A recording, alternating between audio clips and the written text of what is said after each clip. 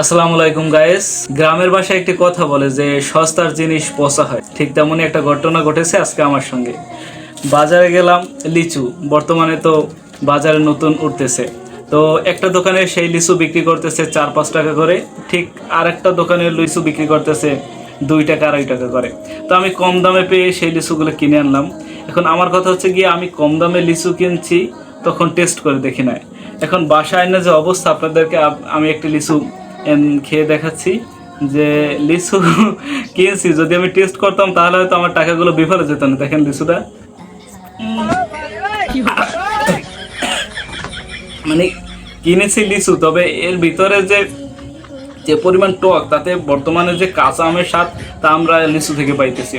তো সবাইকে বলবো, লিচু যারা কিনবেন, দুই একটি খেয়ে তারপর টেস্ট করে তারপর কিনবেন। আর নাইলে কিন্তু বর্তমানে নতুন যারা বাজারে লিচু উঠাইতেছে, তা কিন্তু আমার মতো অবস্থা হবে।